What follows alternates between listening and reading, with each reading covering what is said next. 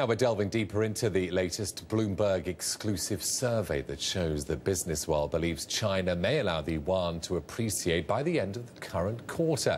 Let's find out whether my next guest believes this. Sebastien Barbe is in Hong Kong. He's head of EM research and strategy at Credit Agricole. Sebastien, good morning. Thanks for joining us.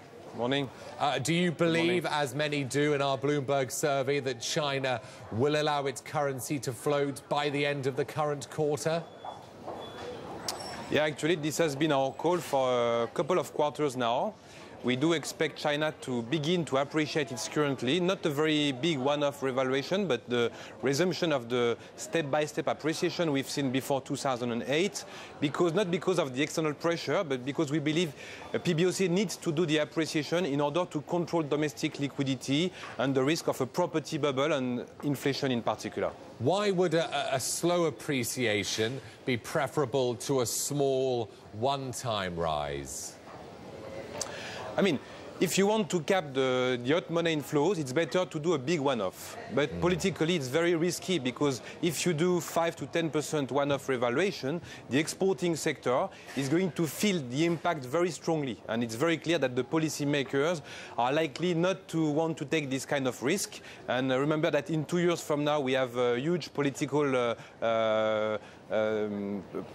issue in China with a new leading team coming in power, and I think the current leaders, they don't want to take the risk of maybe seeing the exporting sector being hurt by a big one-off. So this is the reason why we are going for this kind of step-by-step appreciation of the currency. Sebastien, what's the best currency to own if China does let the yuan appreciate? Which Asian currencies should one own if it does happen? I mean, the thing is, we expect only a step-by-step appreciation, so we would not advise to go long yuan because it's not the currency that is going to benefit the most.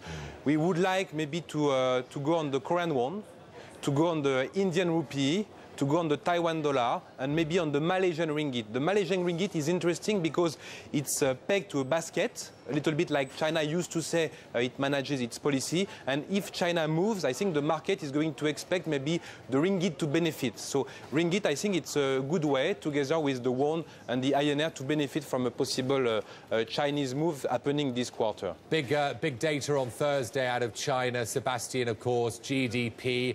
Is it going to confirm that the nation's economy is still in good shape? Yeah, I think people are expecting a very strong number, and we do expect more than 11.5% year-on-year.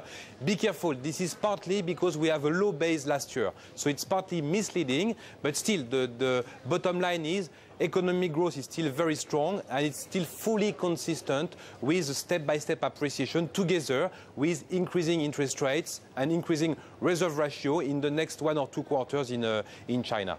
Okay, Sebastien, we'll leave it there, but thank you very much for joining us today. Thank Sebastien Barbe, the head of EM research and strategy at Credit Agricole.